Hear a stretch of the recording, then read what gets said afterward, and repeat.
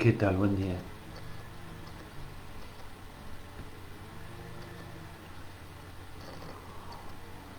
Bueno, como siempre, espero que se conecten y les pregunto si se escucha bien y comenzamos.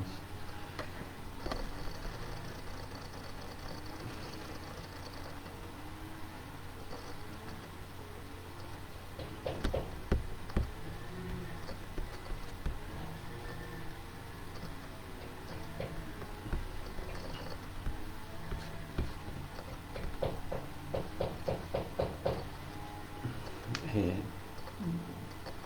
bueno, espero a ver que me respondan si se escucha bien. Hoy es un día, como estaba el plenario docente, no sabíamos qué iba a pasar con las clases, pero bueno,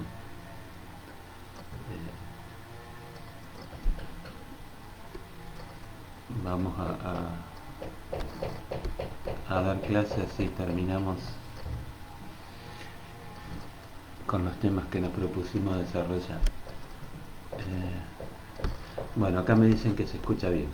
Bueno, la idea para hoy es trabajar parte de los escritos técnicos, que son una serie de textos de Freud, donde o en los cuales se ocupa de trabajar un poco algunas cuestiones relacionadas con la clínica. Eh, la idea es también de incluir estos textos poder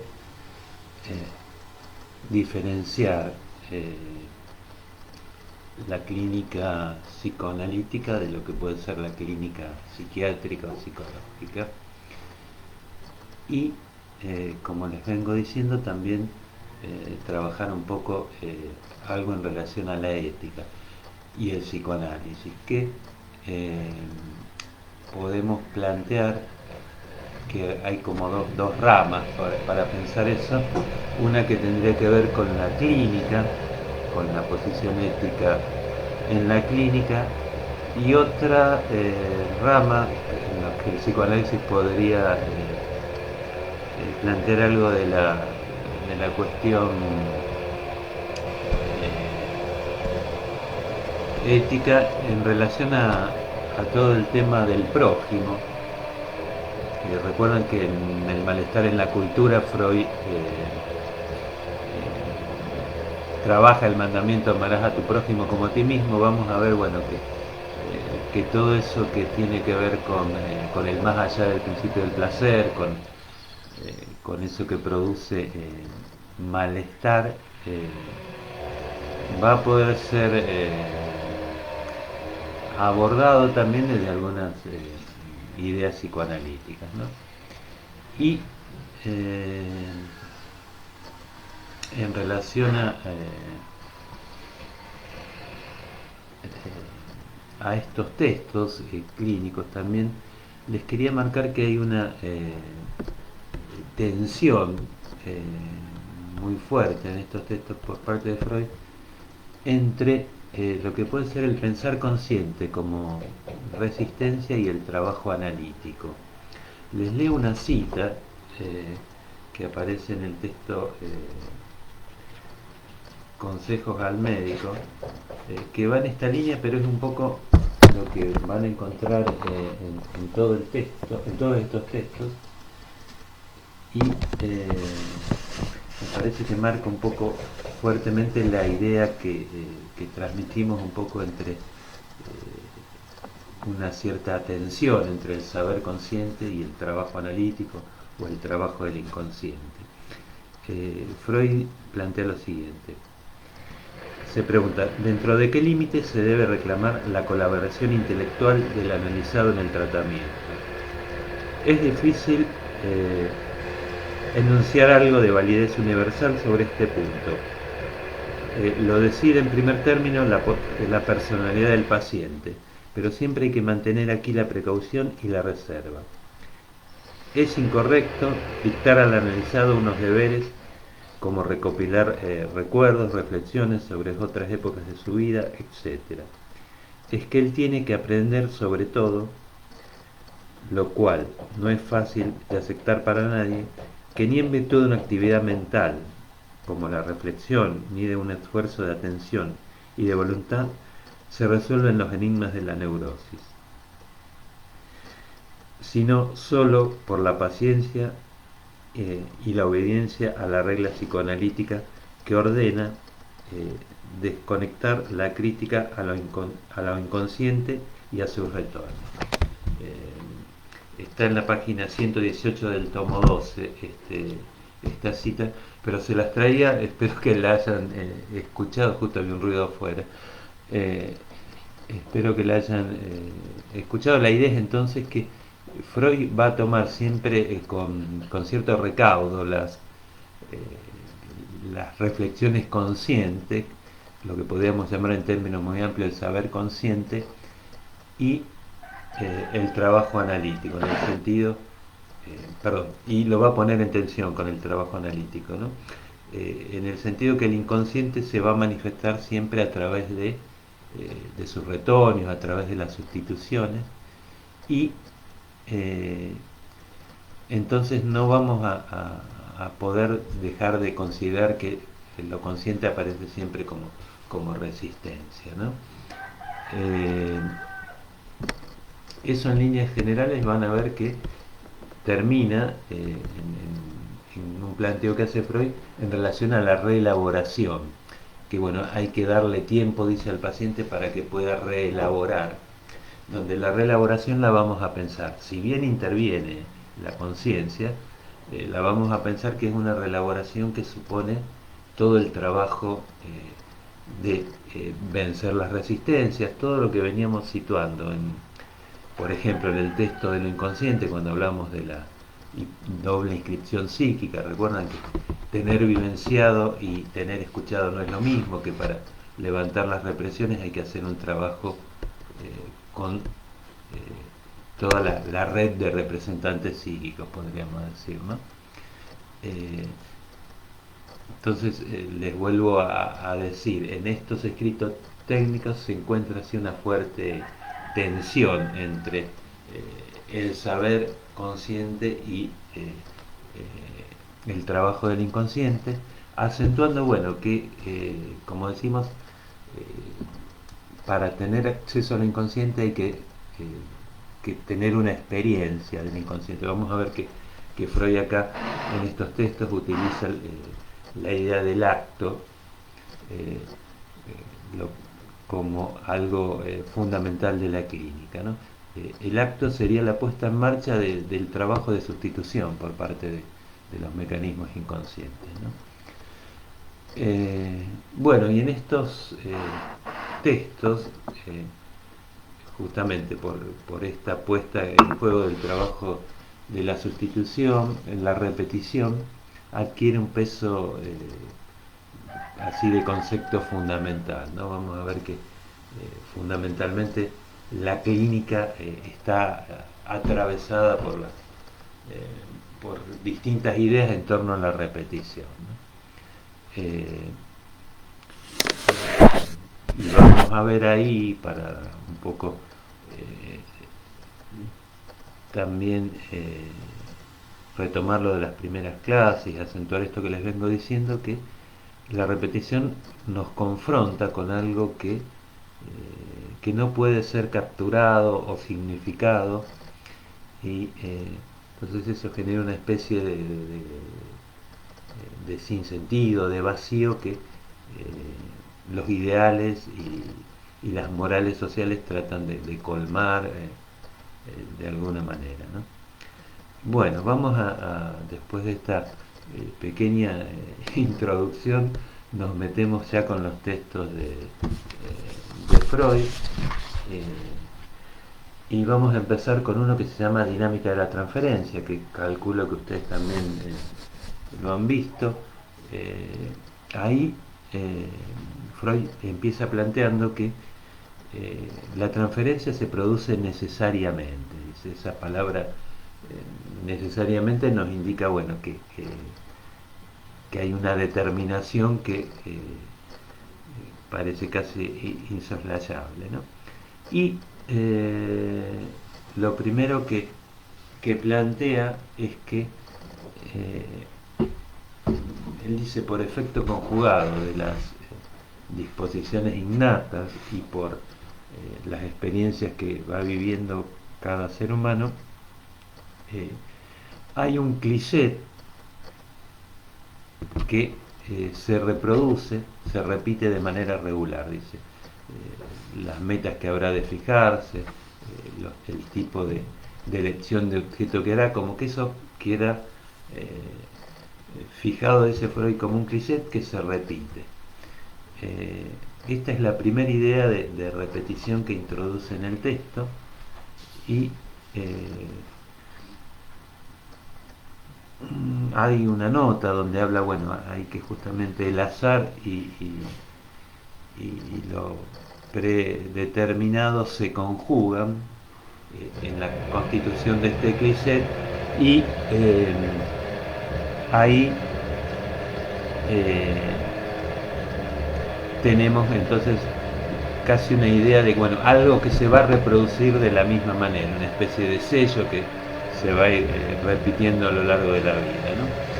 Y a continuación de esto, Freud plantea que hay una parte de las emociones libidinales, dice que llegan a la conciencia y están en conjunción con la conciencia, y hay otra parte de las emociones libidinales que permanecen en lo inconsciente o se expresan a través de fantasías que pueden ser conscientes o inconscientes, pero lo que está acentuando Freud fundamentalmente es la idea de que hay algo inconsciente ahí, una especie de deseo que quedó sin llegar a la conciencia, ¿no? Y él habla de representaciones expectativas que, si en la realidad esas expectativas no son cubiertas, bueno, van a posarse en las nuevas personas que aparezcan y en el caso del médico dice, bueno, se van a poner en juego con el médico. Cuando Freud acá habla de médico está hablando del analista, ¿no? Y ahí utiliza la idea de, bueno, que hay imagos infantiles que tienen que ver con ciertos complejos en relación a la madre, al padre y a otros personajes de la infancia que se pueden poner en juego en relación a la persona del analista.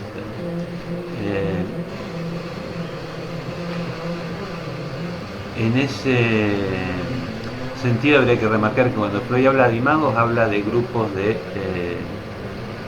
relaciones, ¿no? O de complejos. Y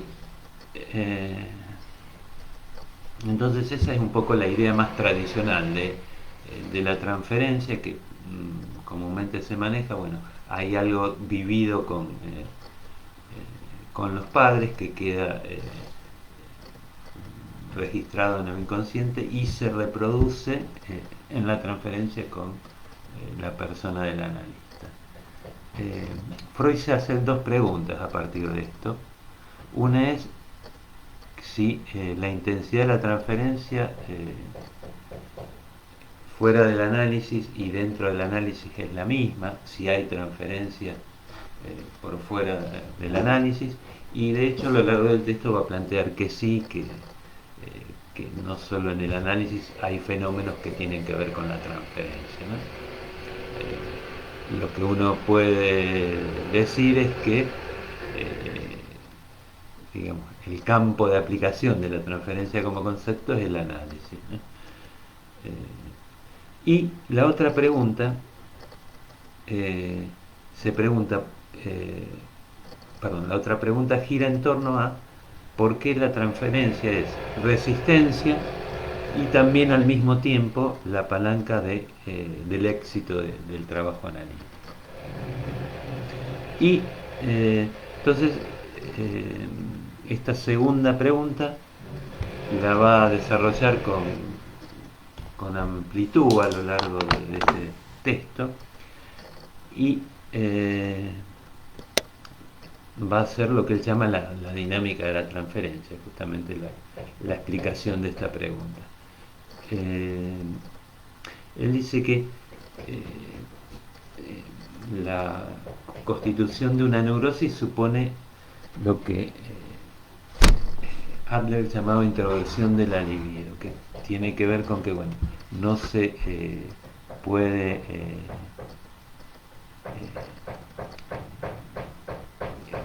poner la libido en el exterior y vuelve hacia el interior, ¿no? Entonces, en ese sentido, él va a plantear que esa introversión de la libido produce una especie de regresión,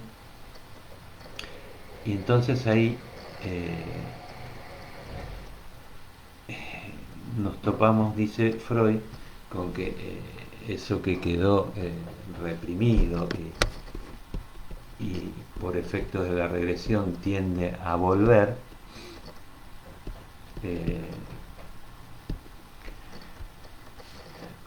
va a estar sometido a las mismas condiciones que la represión para volver. Entonces va a ofrecer resistencia para ser traducido a lo consciente, diría Freud, ¿no? Y entonces dice que, bueno, en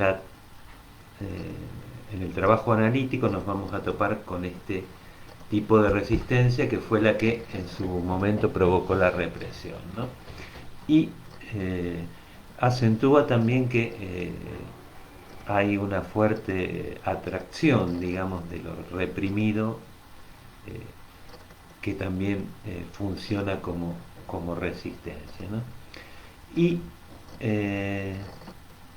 entonces Freud va a plantear que si la meta del trabajo analítico sería lograr el recuerdo,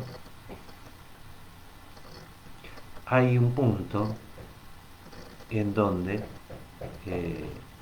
la resistencia se hace sentir en forma muy fuerte, y ahí dice Freud que puede producir la denegación, dice, de una ocurrencia, el no decirla, o un silencio, y que si uno le pregunta al paciente en ese momento qué está pensando, lo primero dice que aparece es una idea que tiene que ver con la transferencia.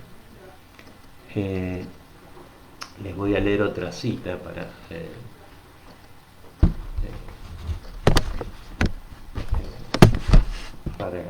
ejemplificar un poco esto que dice Freud.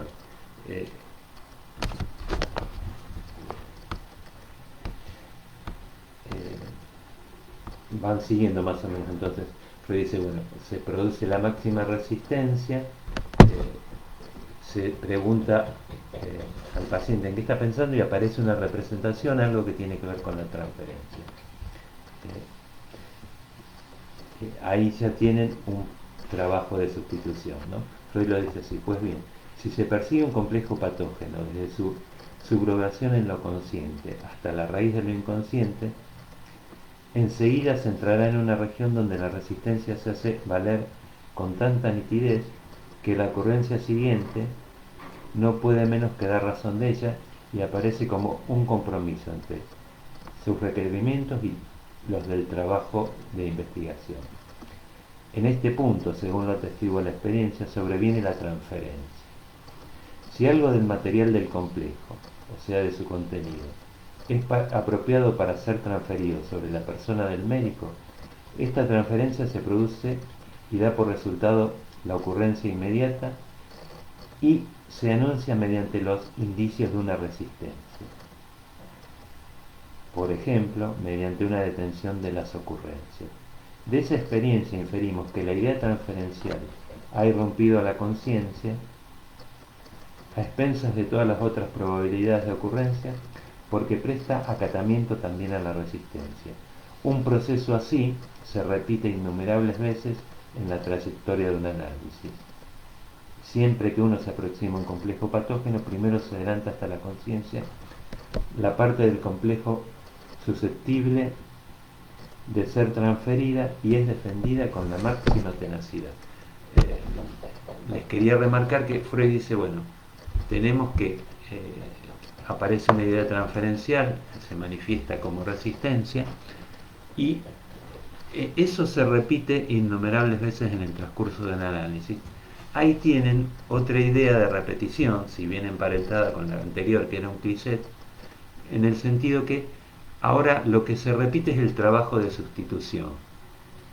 O sea, no es la idea primera que volvía algo de la misma manera, sino que lo que Freud está diciendo, bueno, en la clínica se repite muchas veces esto, que no viene un representante inconsciente, sino que llega un representante sustitutivo que aparece en la conciencia y que tiene que ver con la transferencia. Y lo que Freud dice es que, bueno, eso aparece porque sirve a los fines de la resistencia, ¿no? Lo que comanda un poco todo este mecanismo para Freud sería la resistencia, o lo que vamos a ver en última instancia es que el retorno de lo reprimido no es sin resistencia. O sea, cuando veamos hoy mismo el otro texto que es recordar, repetir, elaborar, vamos a ver que Freud dice, bueno, todo recuerdo es un recuerdo encubridor, el recuerdo supone que se hace, o el retorno de lo reprimido retorna a partir de poner en juego la resistencia, ¿no? Entonces, ahí, no sé si cuando vuelvan al texto, está en la página 101 de Dinámica de la Transferencia, el tomo 12. Cuando vuelvan al texto, léanlo con atención y se van a encontrar entonces que ahí aparece la repetición como proceso, la repetición enlazada al trabajo de sustitución. Y eso ya va introduciendo entonces una diferencia con la idea de Cliché, si ustedes quieren, que Cliché es volver a reproducir exactamente lo mismo, ¿no? Van a ver que estas dos ideas de repetición están permanentemente en juego en Freud y después de esta cita que les leí, o en esta misma cita, Freud pone una nota al pie, no quiero cansarlos con la lectura, pero dice que no hay que pensar que ese elemento escogido por la resistencia transferencial, dice, tiene un valor fundamental, y hace una metáfora. Que piensen, por ejemplo, que si en el curso de una batalla se lucha, dice, por la posesión de una iglesia o de una granja, no está en juego ahí todo el tesoro de la nación, sino que está diciendo, bueno, este elemento no contiene toda la verdad, o toda la historia del paciente, sino que funciona como un elemento que sirve a los fines de la resistencia de transferencia, ¿no? En ese sentido, entonces, es como que desconecta un poco más la idea de repetición como reproducir exactamente lo mismo, y acentúa ahí más que lo fundamental de la repetición es este trabajo de sustitución, ¿no? Y yo les pregunten si esto no resulta claro, pero es un poco la distinción que hacíamos cuando veíamos, bueno, las neurosis traumáticas y las neurosis de transferencia. La transferencia, en las neurosis de transferencia la repetición fundamentalmente se pone en juego como sustitución, ¿no? No como vuelta exactamente de lo mismo, podríamos decir. Y entonces, después de esto, Freud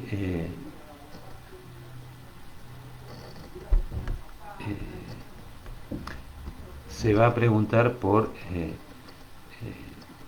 cómo entender la transferencia como resistencia. Antes de esto les quería aclarar un poco más esto, o decir una cosa más. Cuando hablamos entonces de sustitución, vamos a tener que tener en cuenta que por ahí va a pasar lo que Freud llama reelaboración.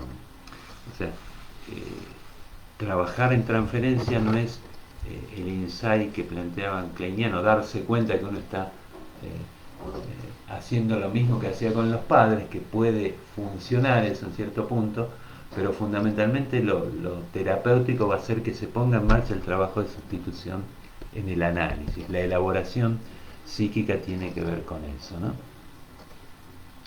Y les decía que después Freud se pregunta, bueno, cómo pensar la idea o cómo aparece también la transferencia como resistencia. Y ahí comenta algo que ustedes ya conocen, la idea de la transferencia tierna,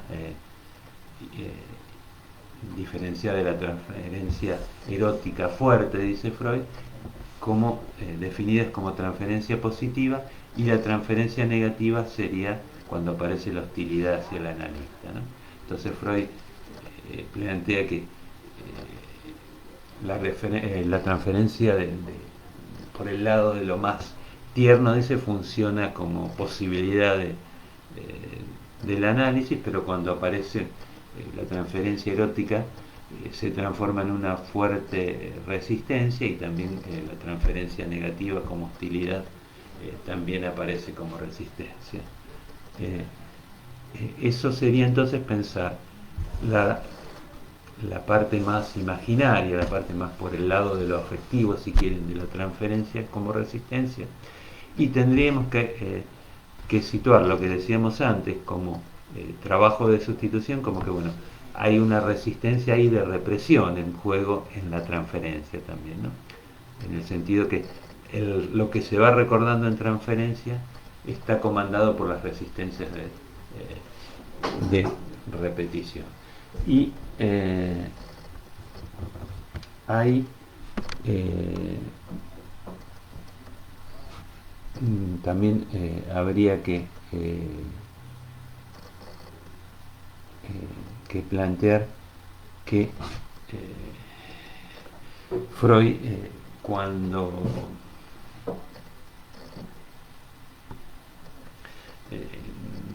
habla de la idea de la transferencia erótica, dice, por un lado se puede pensar la resistencia en estos términos. Es difícil decirle a alguien del que uno está enamorado todo lo que siente. Ubíquense también en la época en que Freud plantea esto, y va diciendo algunas puntualizaciones interesantes. Por un lado,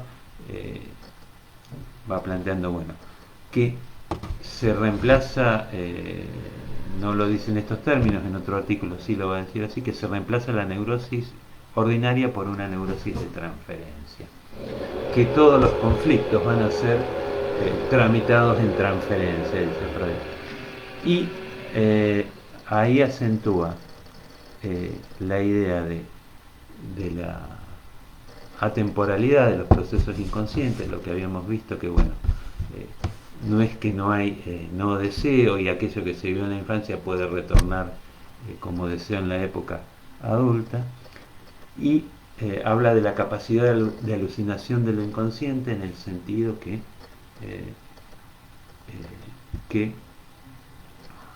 la lectura, podríamos hacer, que hace el paciente en la transferencia tiene que ver con esa lectura desde el amor de transferencia, ¿no? No es que el paciente empiece a alucinar, sino que en todo caso la deformación de la realidad es la misma que ocurre en cualquier enamoramiento, uno podría decir, en el caso de que sea un enamoramiento y la transferencia, ¿no? Y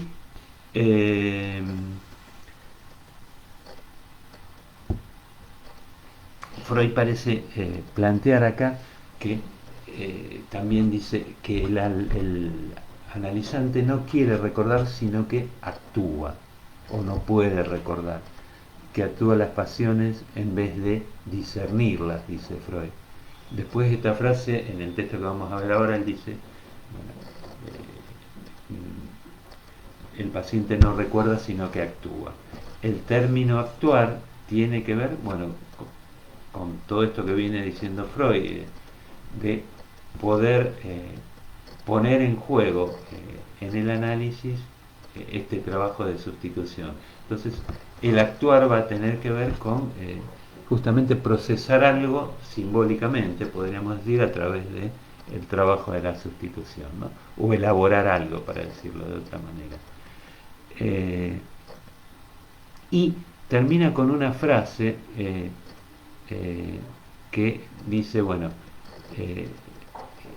nadie puede ser curado en ausencia ni juzgado por imagen.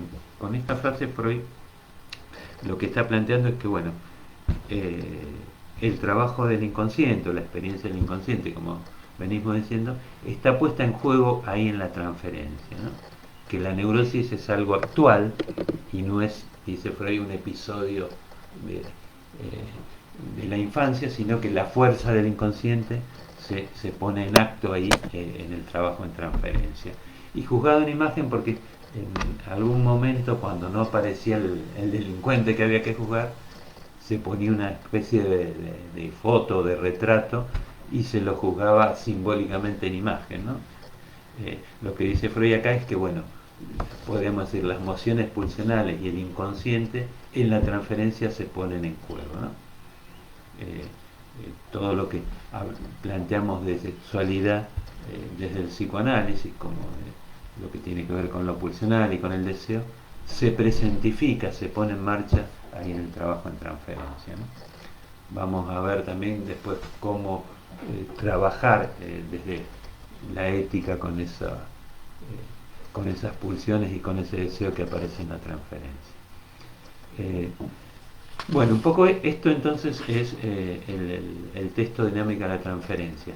Yo les diría que de ahí acentúen esta idea de repetición como cliché y plantear la repetición como un proceso de sustitución, como lo plantea Freud, que se repite, ¿no?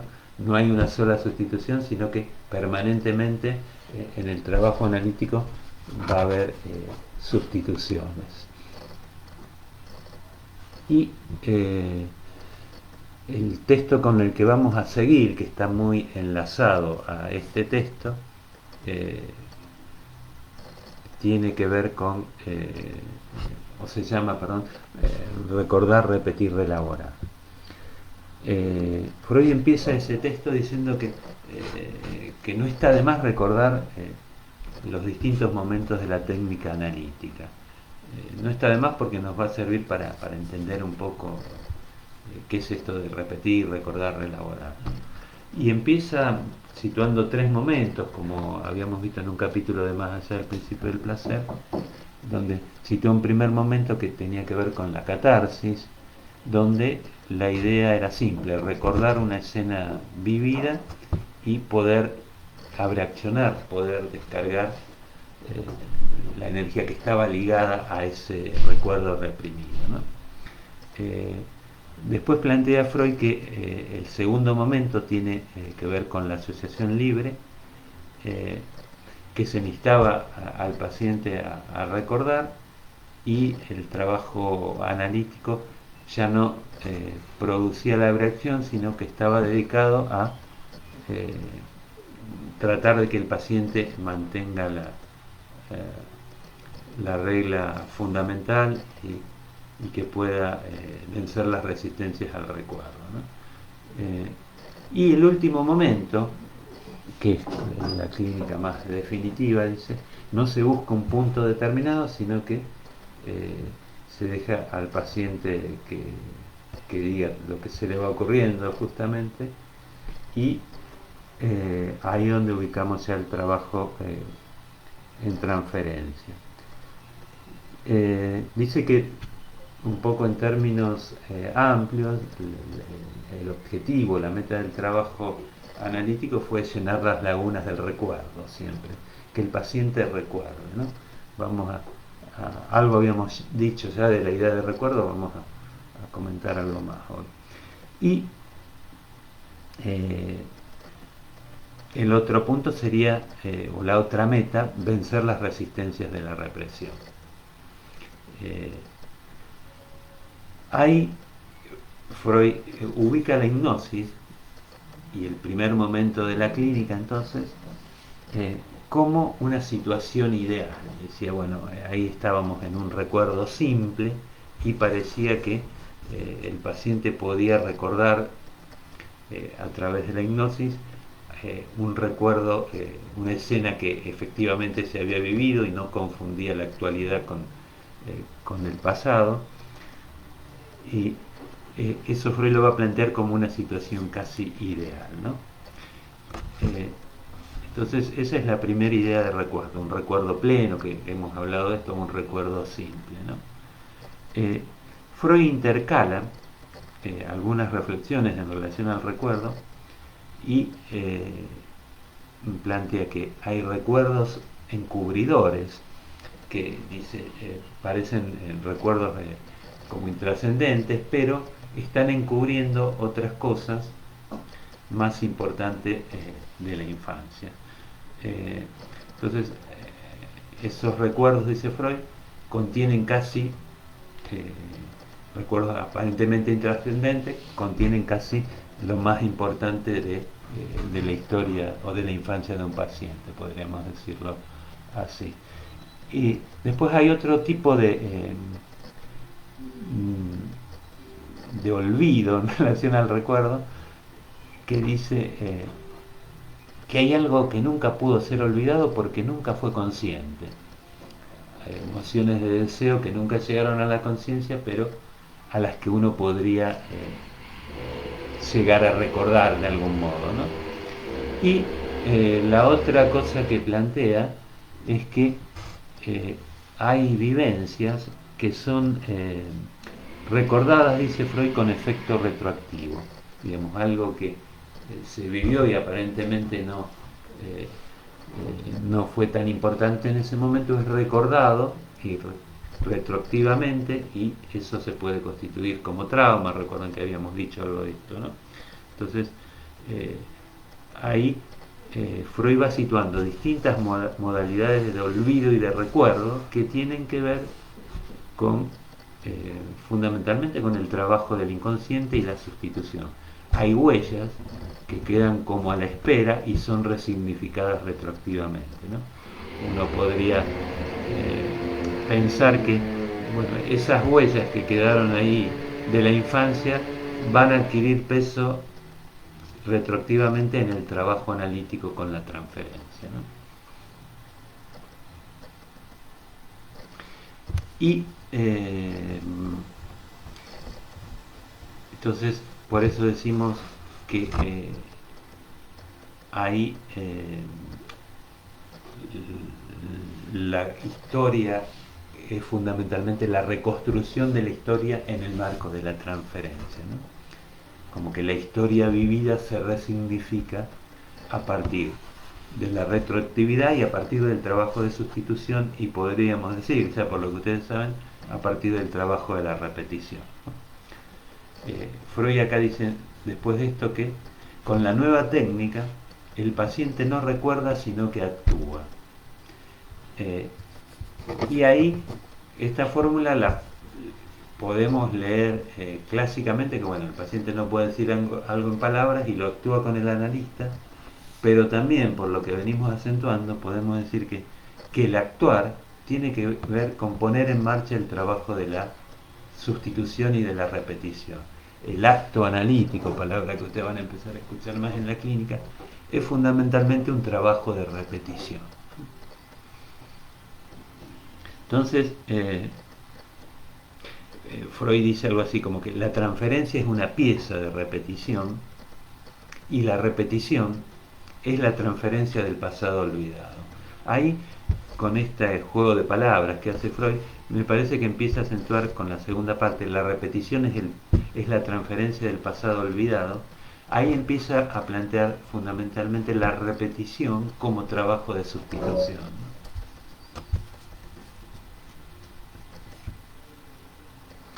Y después de decir esto, bueno, el paciente no recuerda sino actúa, Freud da una fórmula o una frase así muy consistente. Uno comprende al fin, dice como analista, que esa es su manera de recordar. O sea que el paciente recuerda a partir de la actuación, que sería a partir de la sustitución, ¿no? Eh, entonces, vuelve a comparar la hipnosis, donde habría una especie, dice, de resistencia cero, el paciente recordaba totalmente, y eh, en el actuar lo que nos vamos a encontrar ahí es con la resistencia.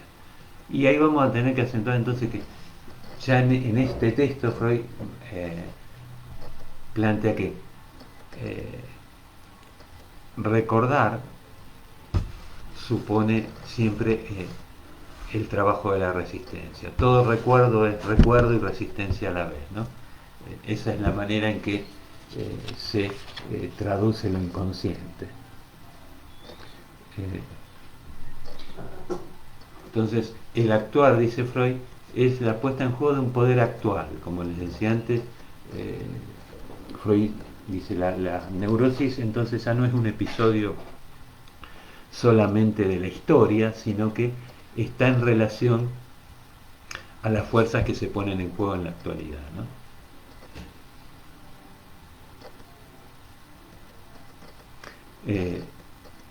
Entonces ahí vamos a empezar entonces a situar que todo recuerdo es recuerdo y olvido a la vez, ¿no? Hay algo que se dice y hay algo que nunca se termina de decir a partir de la sustitución. Y Freud, a continuación de esto, comenta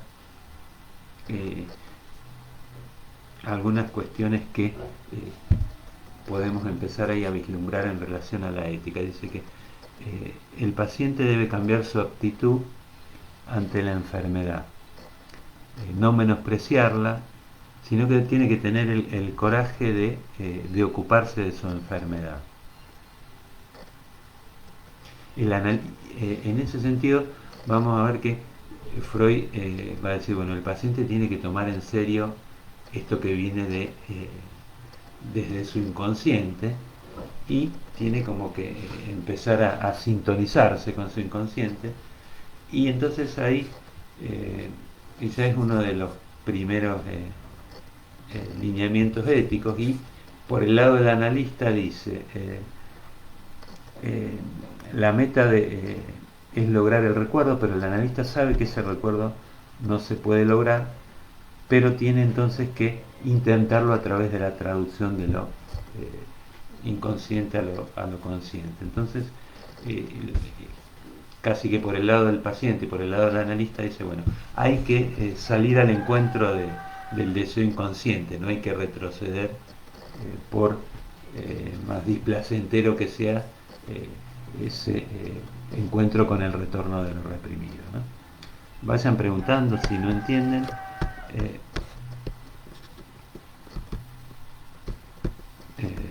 Veo si hay alguna pregunta y seguimos.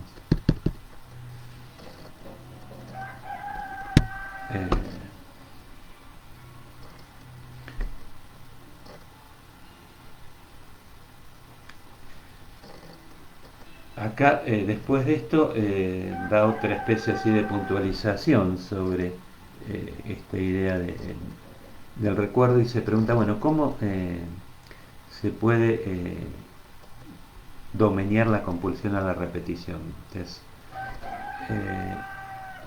y ahí Freud dice que se sustituye la neurosis ordinaria, como les decía antes, por la neurosis de transferencia.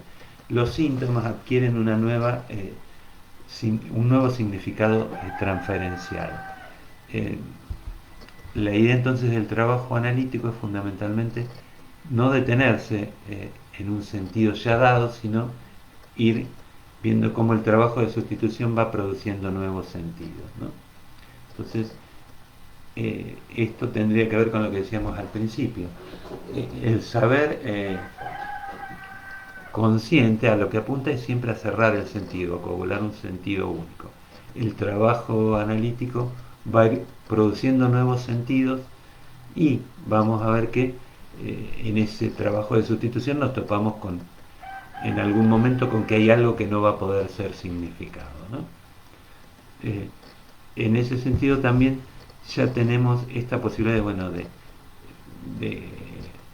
sustituir el sentido de un síntoma por otro sentido transferencial, nos da la posibilidad, bueno, de corrernos de la idea de que hay un saber preciso sobre cada síntoma, ¿no?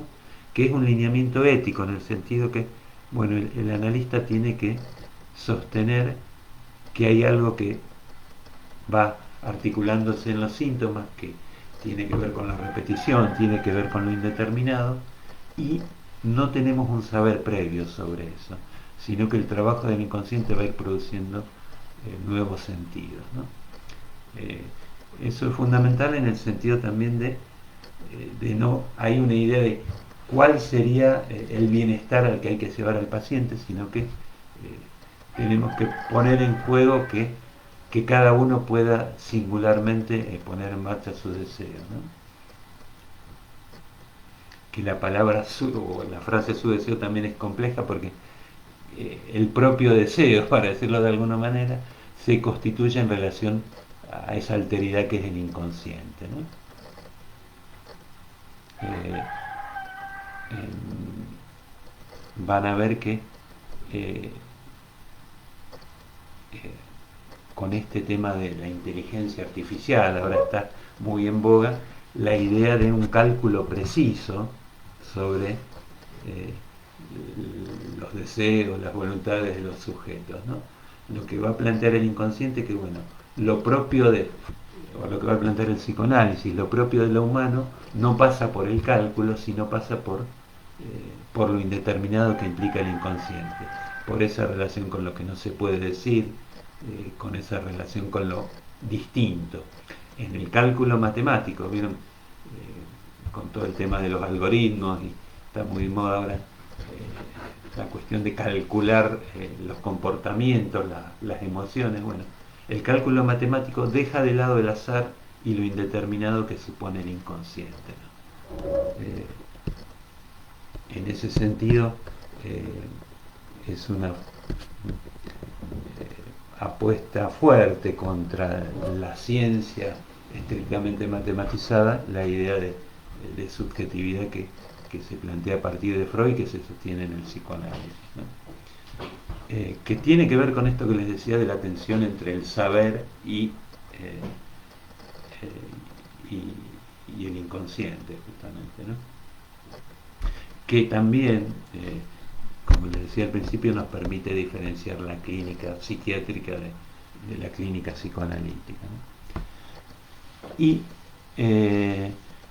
termina el texto Freud preguntándose por la reelaboración. Dice que muchos analistas se preguntan por el trabajo con las resistencias y, y que comentan que han trabajado con el paciente la resistencia, pero que no produce efecto. Y Freud vuelve a decir un poco esto que yo les vengo remarcando, que tener vivenciado y tener oído no es lo mismo, que hay que darle tiempo al paciente para que pueda reelaborar su resistencia.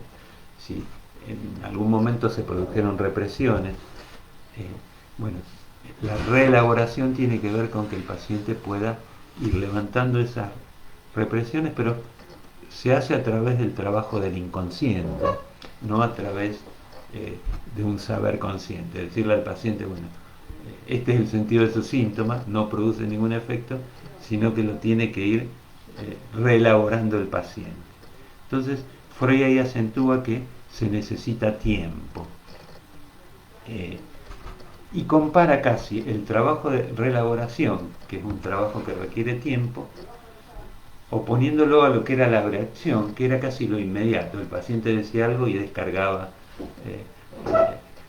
el malestar que tenía ese síntoma. Entonces, el término reelaboración supone toda la participación del tiempo y la participación de ese trabajo que tiene que ver con lo inconsciente, ¿no? Con el trabajo de la repetición. No sé si llegan a entender. Lo inmediato de la reacción, dice Freud, tiene que ser reemplazado por el tiempo. el tiempo de poder resignificar, y ahí es donde decíamos que la idea de retroactividad supone que algo del tiempo está en juego siempre en el funcionamiento del inconsciente, ¿no?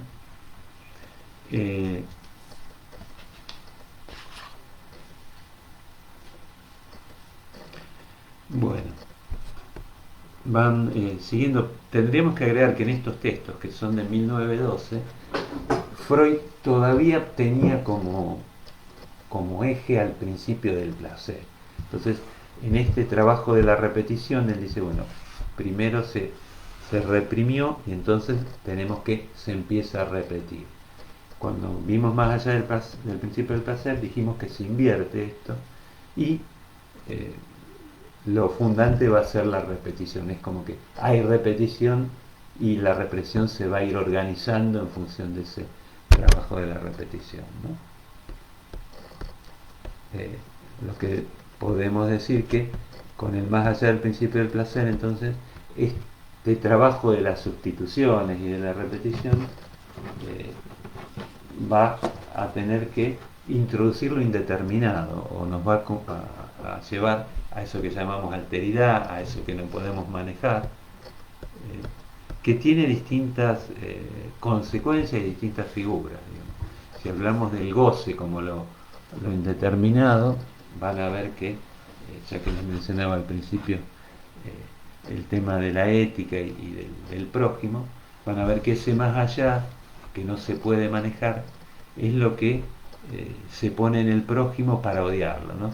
El otro es el culpable de lo que yo no puedo manejar, ¿no? O el otro me introduce en esa región de alteridad y ahí surge el odio o la violencia, ¿no?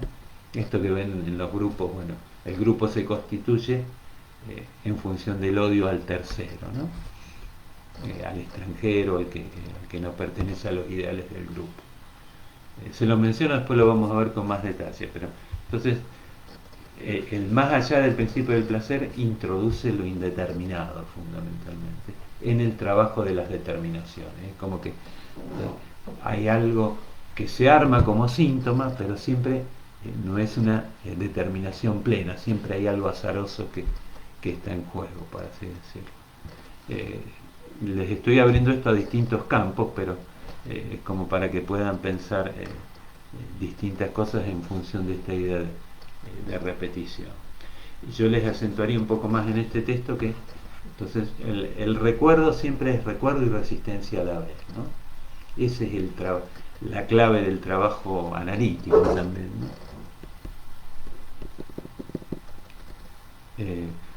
Bueno, a ver qué hora es la una. Nos estiramos un poquito más y vemos rápidamente el texto puntualizaciones sobre el amor de transferencia, así podemos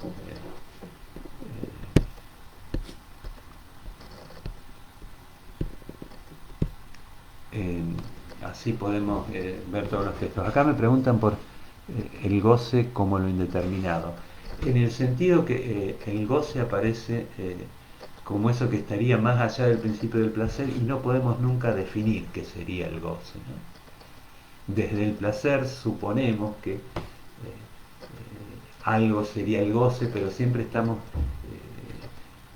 hablando desde el campo del placer y construimos un fantasma en relación a ese más allá que imaginamos como el lugar de goce, ¿no? Recuerden que el goce puede ser algo que a la vez atrae, pero a la vez puede producir mucha angustia, ¿no? Mucho malestar. Porque lo imaginamos desde el principio del placer, ¿no?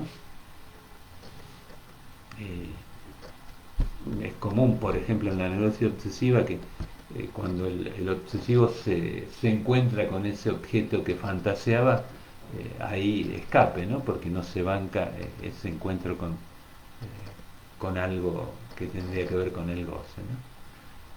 No sé si responde a tu pregunta, pero sería, bueno, desde el campo del placer, desde el campo del deseo, siempre tratamos de capturar un goce que nunca podemos llegar a escribir, ¿no? Y eso aparece también desde otro campo como malestar, pero bueno, vamos a trabajar un poco más el texto, o vamos a empezar a trabajar el texto sobre las puntualizaciones en relación a la transferencia que hace Freud, y en todo caso cuando veamos el tema del mal en la última reunión que tengamos lo vemos con más detalle. Eh, bueno, entonces el texto, puntualizaciones sobre el amor de transferencia. Vamos a tratar de pasar rápido porque es un texto que van a ver muchas veces también y ya creo que han visto. Acá Freud se pregunta por las dificultades con el manejo de la transferencia. Imagina una situación de todas las posibles, dice Freud, en la que una paciente mujer se enamoraría del analista. A mí me da risa porque dice Freud como cualquier frágil mujer, así lo plantea desde los prejuicios de su época en relación a la mujer, ¿no? Y dice, bueno, ante esta situación, la moral común supondría tres posibilidades. Una que sería, dice, una unión legítima, la otra, la interrupción del tratamiento y que bueno, la paciente y el analista no se vean más. La otra alternativa que podría suceder es que tengan, dice, relaciones ilegítimas y no duraderas. Entonces Freud dice, bueno, el psicoanálisis plantea otra cosa. Algo distinto a estas tres posiciones más tradicionales que se podrían plantear, ¿no? Y dice, una de las cosas que plantea es, supongamos el caso 2 en que se interrumpe el tratamiento y ¿qué podría pasar? Si la paciente volvería a iniciar otro tratamiento con otro analista y se volvería a producir este fenómeno del enamoramiento, ¿no? Recuerden que cuando leíamos dinámica de la transferencia dice es necesaria es algo necesario, la transferencia se da casi necesariamente, dice Freud. Entonces él dice, en relación a esto, Freud dice, bueno, el analista tiene que estar preparado para manejar la contratransferencia, que son los sentimientos que le despierta un paciente al analista. El término contratransferencia es de Freud. Si quieren ahondar un poco en ese término, toda la clínica kleiniana se basa bastante en el manejo de la contratransferencia.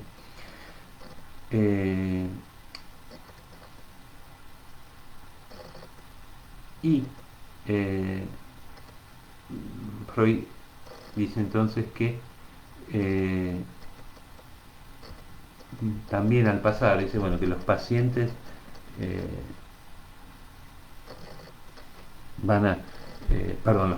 los parientes van a fundamentalmente elegir esta alternativa de que se interrumpa el tratamiento, ¿no? Entonces el analista tendría que tener, como dijo al principio, una posición distinta. Fundamentalmente Freud va a plantear que el enamoramiento en transferencia es una resistencia. Y lo que va a decir a lo largo del texto es que la resistencia utiliza el amor como transferencia.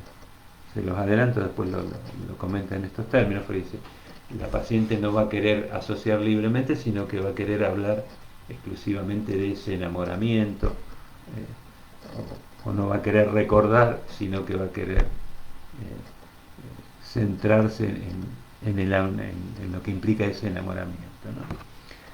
¿Cómo debe actuar el analista?, se pregunta Freud.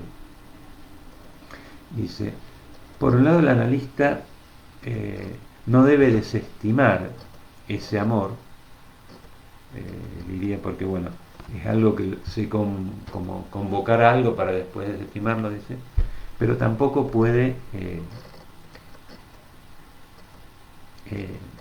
consentir o acceder a ese amor, ¿no? Eh, debe sustituir la posición común ante estas situaciones, dice, por lo que implica o por lo que requiere la técnica analítica.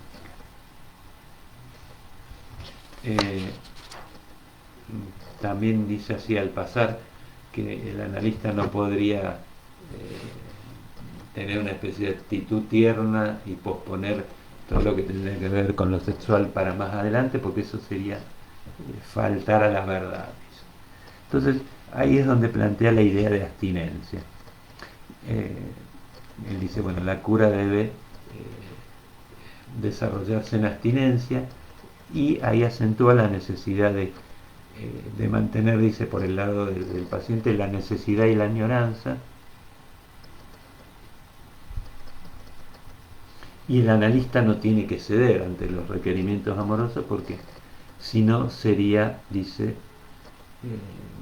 volver a potenciar que los síntomas se estabilicen y como estamos hablando que sería una repetición y sería como consolidar esa repetición, ¿no? En el sentido más del cliché que decíamos al principio.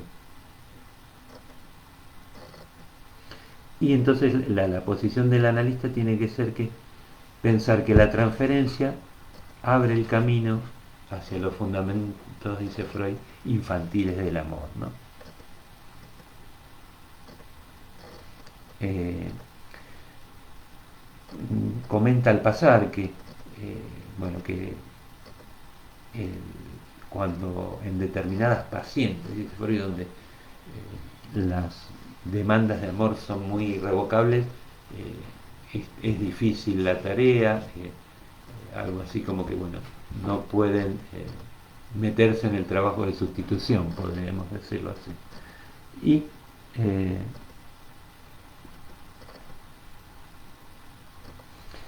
entonces el amor de transferencia fundamentalmente lo empieza a definir Freud como resistencia, en el sentido más imaginario, donde parece que el amor no permite el trabajo analítico y tiene siempre fuentes infantiles, ¿no? Entonces, lo que Freud plantea que el analista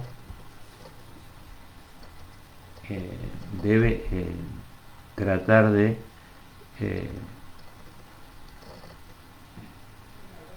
lograr que a partir del trabajo de sustitución se pueda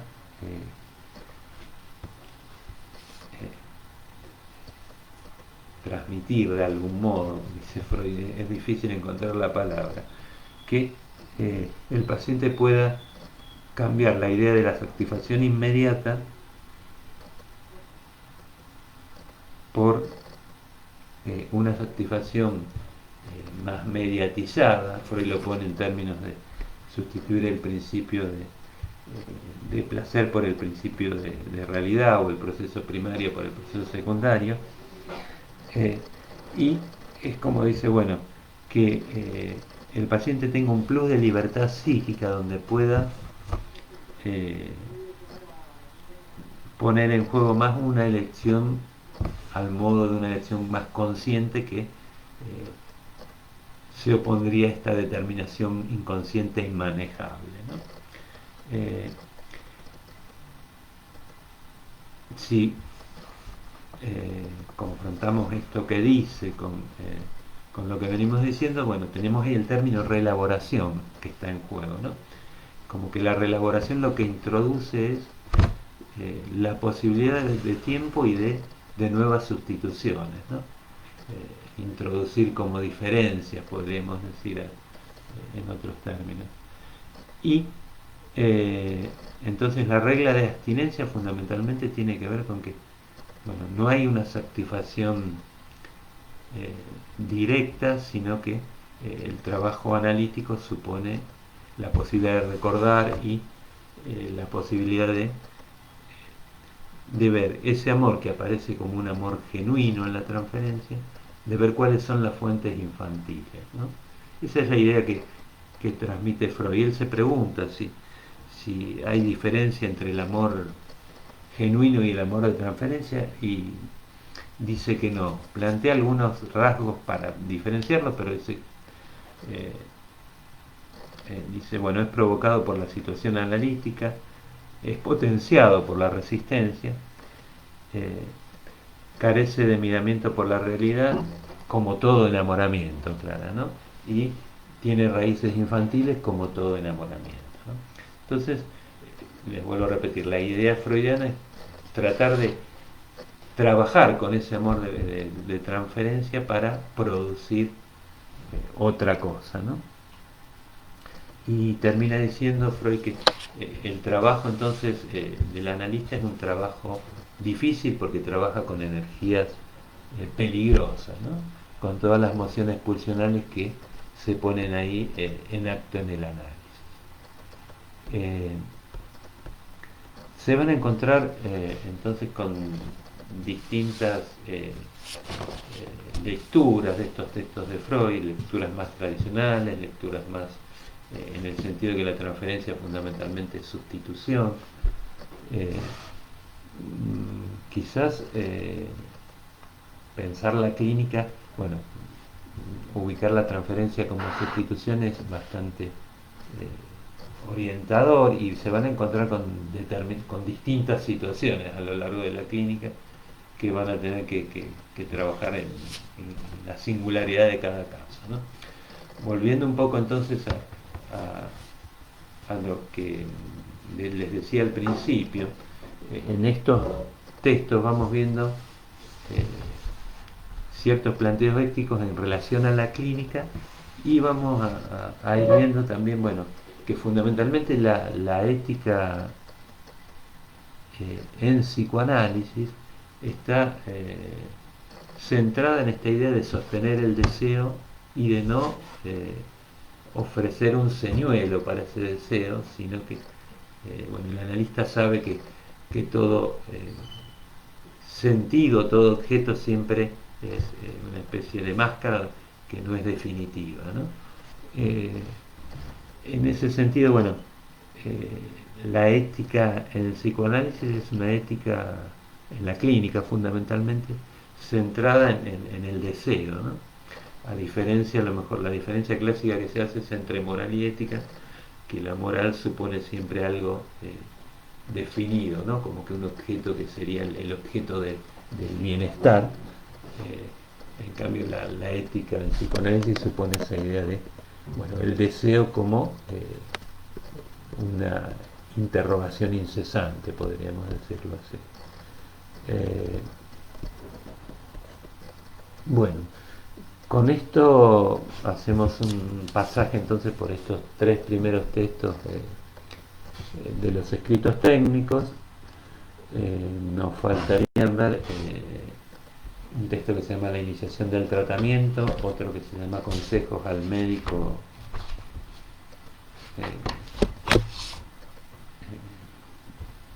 y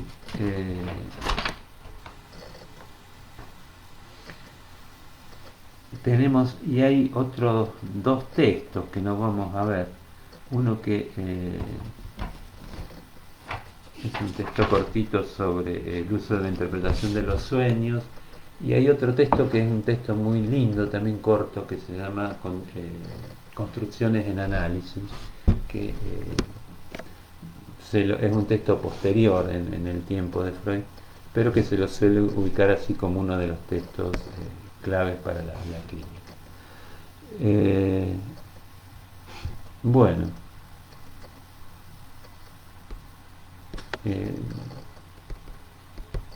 vamos a dejar acá. Acá a alguien se le cortó la transmisión, yo creo que está funcionando bien.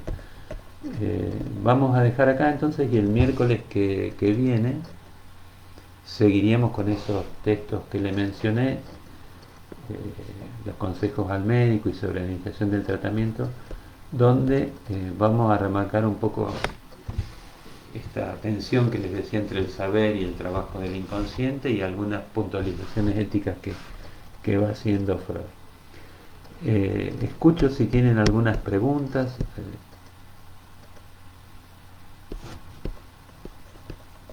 Si no, dejamos acá. Creo que ya les dije en alguna reunión anterior que este texto, recordar, repetir, relaborar, es clave también para entender el concepto de repetición, ¿no?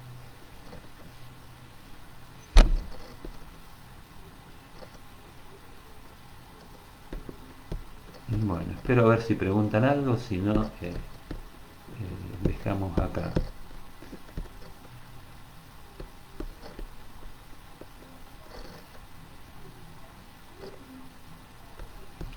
¿Se entendió más o menos lo que les fui planteando?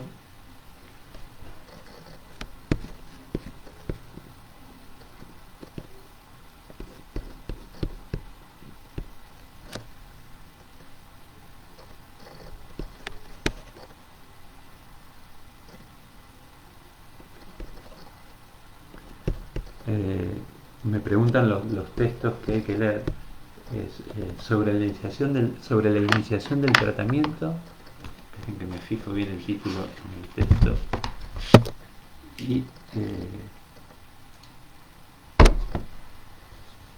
Y consejos al médico sobre el tratamiento.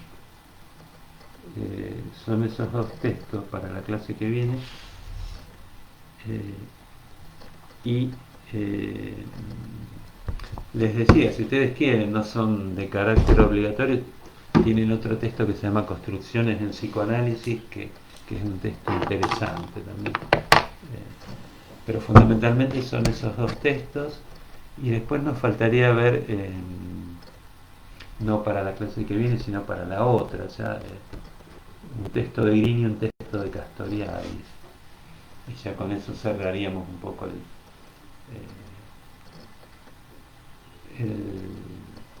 trabajo así de clases y empezaremos con las consultas para lo que ustedes estén escribiendo.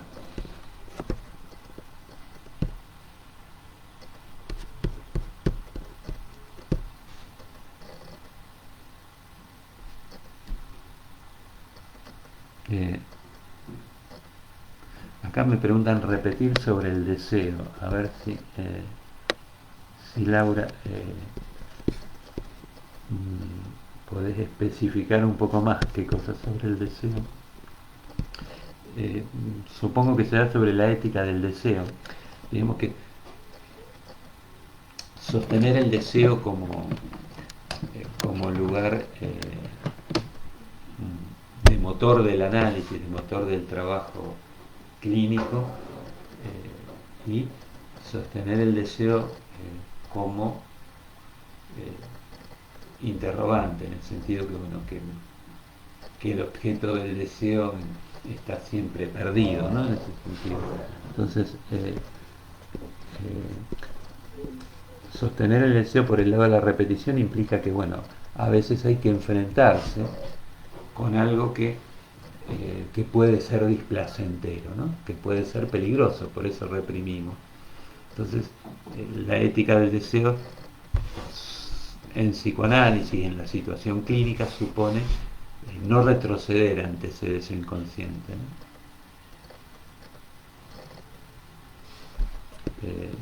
¿no? Esa es la idea. O sea, lo que hacen las religiones, las morales, es poner una especie de saber o poner ideales para taponar lo que implica el deseo de, por un lado, de angustiante y por un lado de incertidumbre, y por un lado también, o por otro lado y al mismo tiempo por el camino singular que cada uno quiere elegir, ¿no? O puede elegir, por así decirlo. Entonces, la moral ya supone un camino. Esta es una distinción que se hace desde el psicoanálisis, ¿no? La moral ya supone un camino definido y el deseo supone, bueno, toparse con eso que puede ser displacentero, para construir un camino propio, ¿no?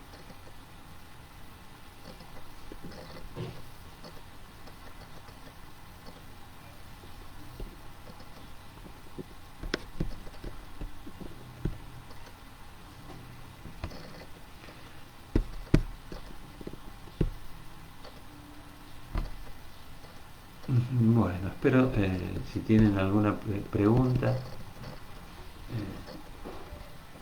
Vamos a ver después cuando empecemos con las clases de consultas si a lo mejor trabajamos con otra plataforma que nos permita más interacción. Por ahora seguimos acá con el grupo de Facebook. Eh,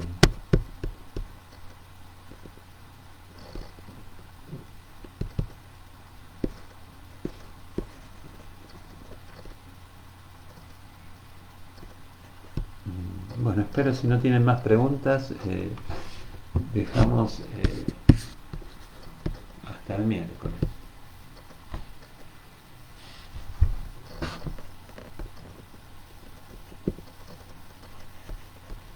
Bueno,